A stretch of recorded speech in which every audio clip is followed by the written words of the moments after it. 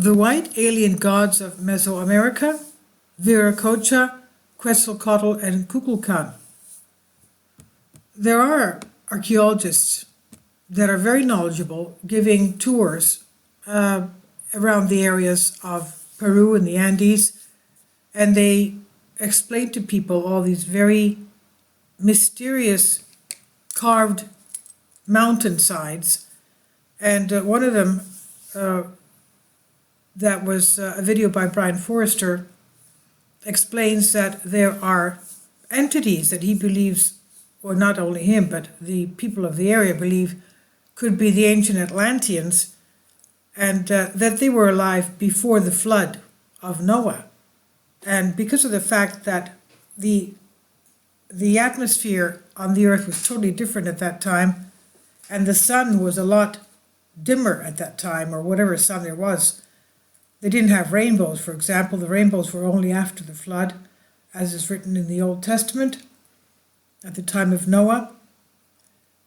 Before that, the sun was very dim, and this archaeologist from that area explains that they come out during twilight, before sunrise, and just before sunset, because they are so white that the sun hurts them and it would burn them. And everyone knows that they are not to go up there at those times of the day, because these entities come out, and they're also giants. And they're not at all friendly with humans, from what he explains. And so this is, they believe these giants, these pale giants, the white alien gods, are still around today, he says. And they have very advanced technology. And he says, well, look at these structures that they've cut away in the mountains. We still don't have the ability to do that today with the technology that we have. He says, do you think they did this for nothing? They did this for a reason, he said. A very good reason. And they are still living underground, from what he explains. But going to this article, this is on Humans Are Free by Alexander Light. The white alien gods of Mesoamerica, they call them Viracocha, Quetzalcoatl and Kukulkan. Viracocha is the great creator god in the pre-Inca mythology. He was one of the most important deities in the Inca pantheon and seen as the creator of all things. And according to ancient legend, Viracocha created the universe, the sun, the moon, stars, and time by commanding the sun to move over the sky and creating afterwards civilization itself. Viracocha was worshipped as a god of the sun and of storms. Interestingly, like many other Mesoamerican gods, he traveled across the lands teaching ancient mankind and bringing order and civilization to the inhabitants of South America. And just like other gods, quote-unquote, from Mesoamerica, he too said to return one day to its people. He was considered one of the most important, if not the most important deity in the Inca culture. And according to mythological accounts, Viracocha rose from Lake Titicaca during the time of the darkness to bring light, and he made mankind out of stones, but his first, meaning the dust of the earth, just like the Old Testament tells us that God took earth and made Adam. Now, he made mankind out of stones, but his first creation were brainless giants that displeased him. A feathered serpent deity has been worshipped by many different ethno-political groups in Mesoamerican history. Quetzalcoatl and Kukulkan. And where is the connection? Well, it seems that Viracocha, Quetzalcoatl, and Kukulkan are closely connected. The worship of a feathered serpent is first documented in ancient Teotihuacan dating back to the 1st century BC or 1st century AD.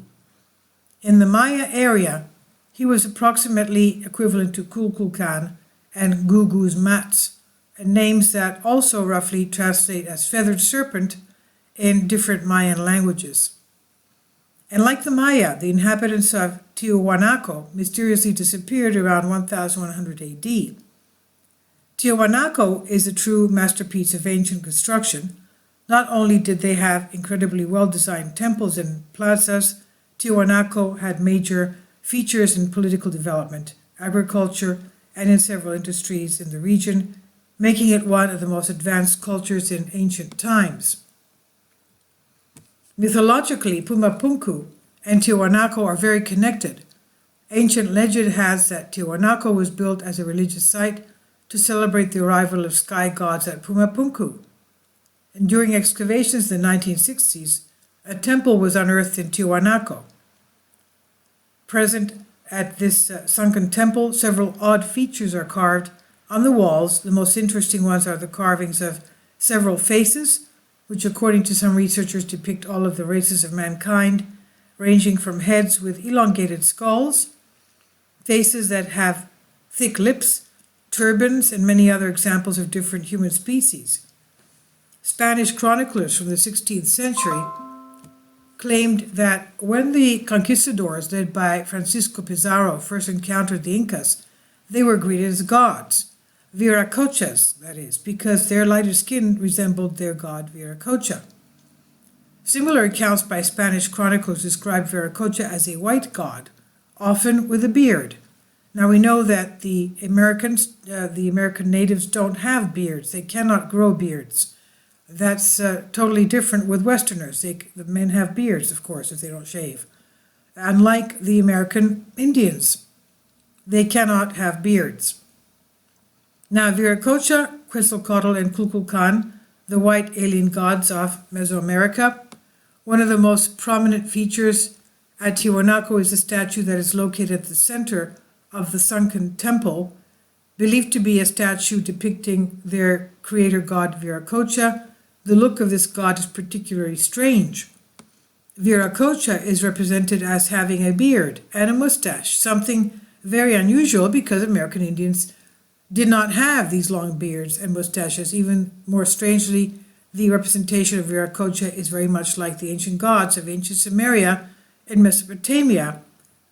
As we said before, the Native Americans do not have the ability to grow beards whatsoever. The few that have some beards or whiskers is because they must have in their past have had intermarriage with Westerners. Now, going back to this, why would the designers of this statue depict their most important god with feathers unlike their own? Features, that is, unlike their own, that is, with white skin and beards. Mysteriously, as the Inca god Viracocha, the Aztec god Quetzalcoatl, and several other deities from Central and South America pantheons were described in legend as being bearded.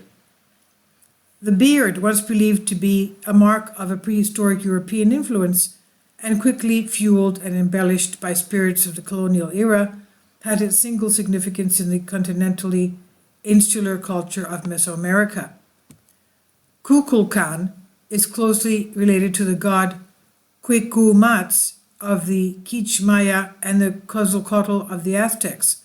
Little is known of the mythology of this pre-Columbian deity.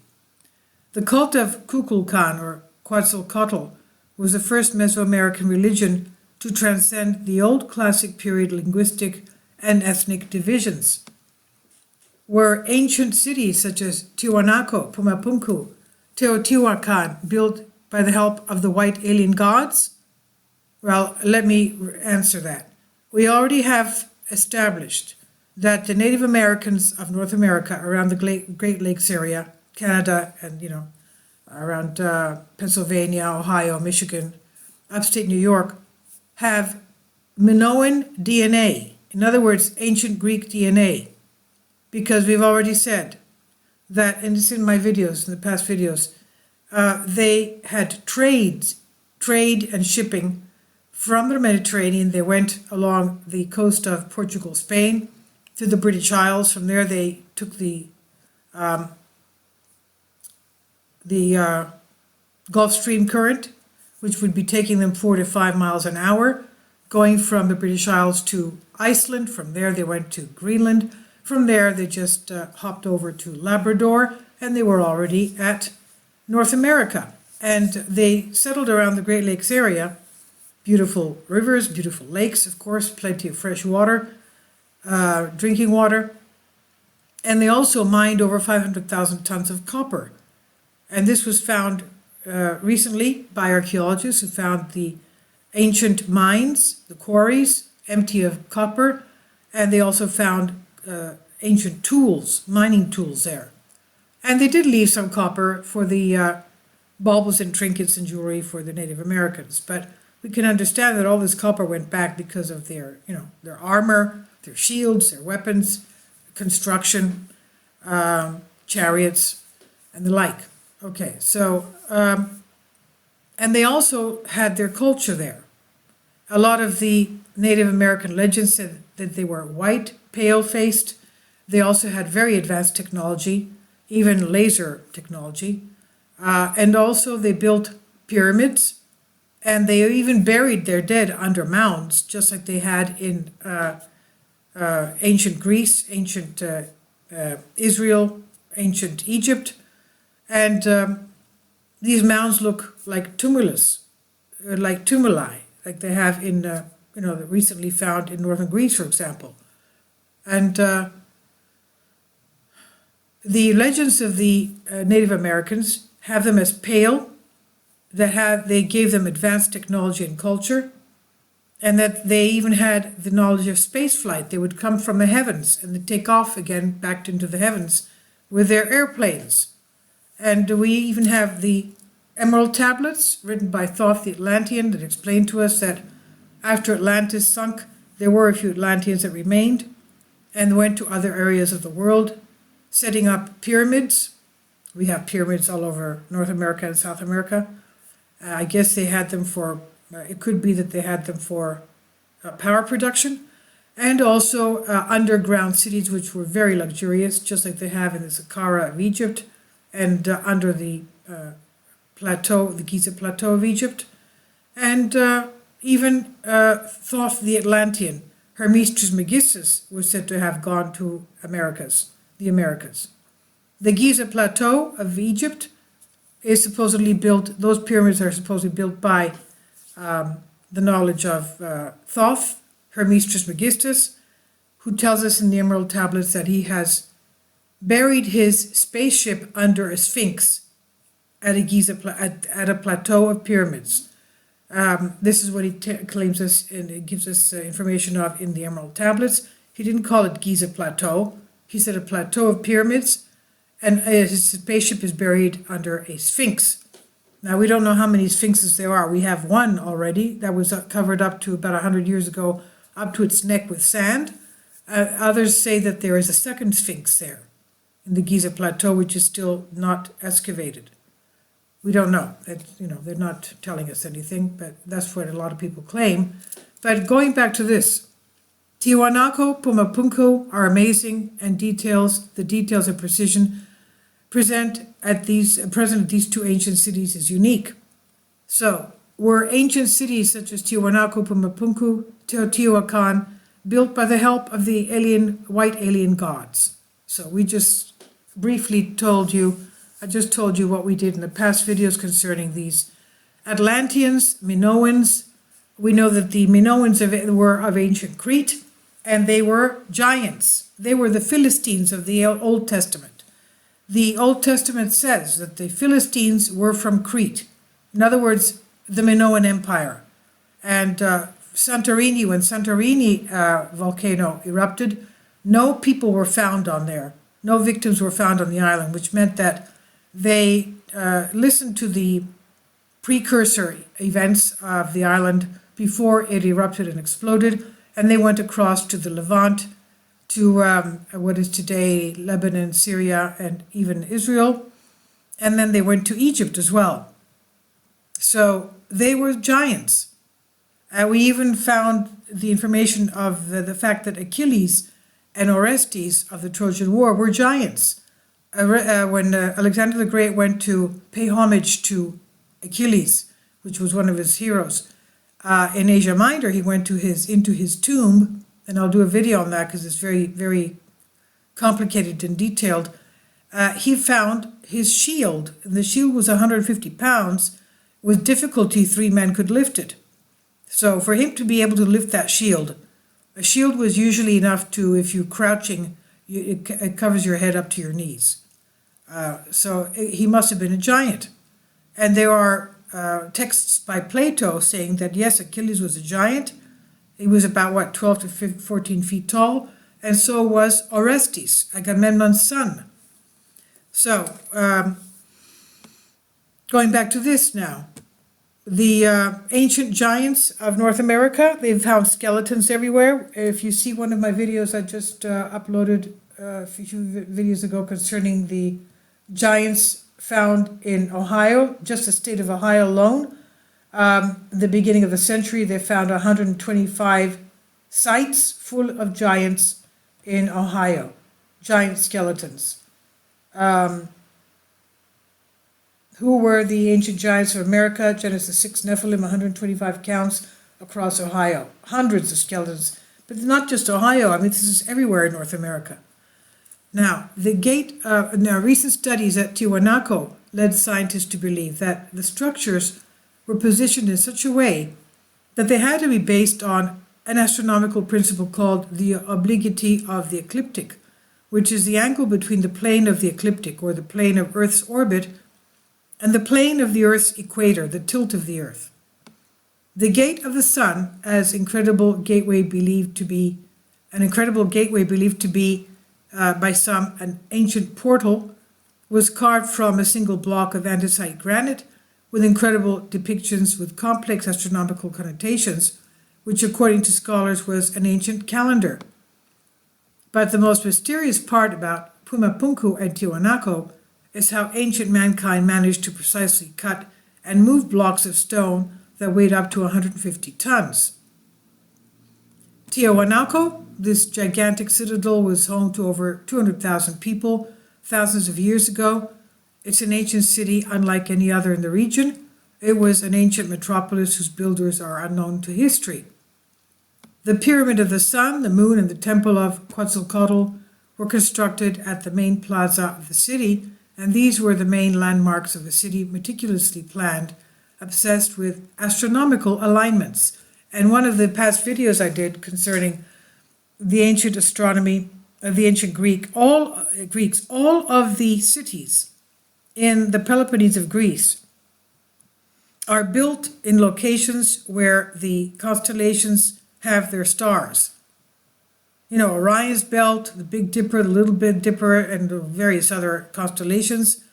All of the cities that are still there today in the Peloponnese of Greece are located as images of the stars of various constellations. Now, why would they do that? Why would they do that? That's the big question. Why can't you just, establish a city where you have beautiful river with clear running water, a beautiful little mountain, a little beach or something? I have no idea why they did this. And the same thing happens here in Mesoamerica. So, interestingly, it says the Pyramid of the Sun is exactly half as tall as the Pyramid of Giza, and the Temple of the Sun, the Temple of the Moon, and the Temple of Quetzalcoatl are in the same layout as, you guessed it, Orion's belt, just like we have in the Giza pyramids, just like we have in the Cydonia plain on Mars, by the way, where we have the face of Mars. Now, going back to this, if that isn't enough, there's more to leave you baffled. Archaeologists have found large quantities of mica at Teotihuacan, yet this mineral is found 3,000 miles away in Brazil. Mica is present almost in every single building at Teotihuacan. And mica is known to ancient India, Egypt, Greek, and Roman and Chinese civilization, as well as the Aztec civilization of the New World. Mica is stable when exposed to electricity, light, moisture, and extreme temperatures. It has superior electronic properties as an insulator and as a dielectric, and can support the electrostatic field while dissipating minimal energy in the form of heat, and is thermally stable at 500 degrees Celsius. Pumapunku, how did the ancients do this? Are the white alien gods responsible? Pumapunku is so unique in the way that it was constructed, shaped, and positioned. that it's the most intriguing ancient site on the planet, and if you look at the stones carefully, you can see some intricate stonework as though they used machine tools or even lasers. Evidence of ancient civilizations using modern technology, or are the white alien gods responsible? Several theories have been proposed as how this labor force transported the stones from the quarries to Pumapunku, but these theories remain speculative.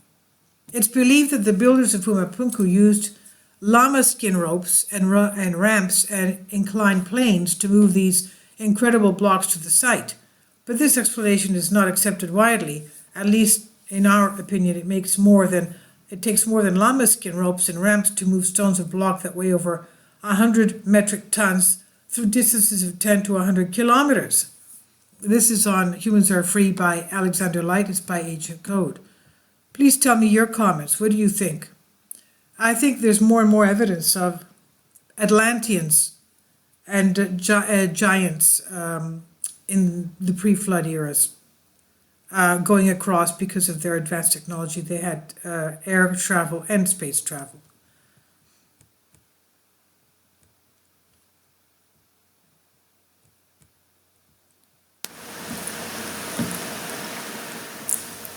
If you'd like to join me on my Patreon account, you will hear content not covered by mainstream media. These riveting stories will be based on my research, and I will state my opinions and give my personal insight on diverse and controversial subjects and world events not covered by mainstream media, and not supported by YouTube guidelines. So whatever I have on my Patreon, most of those will not be on my YouTube channel. Please consider becoming a member today. More of the most significant and important videos will be on my Patreon channel.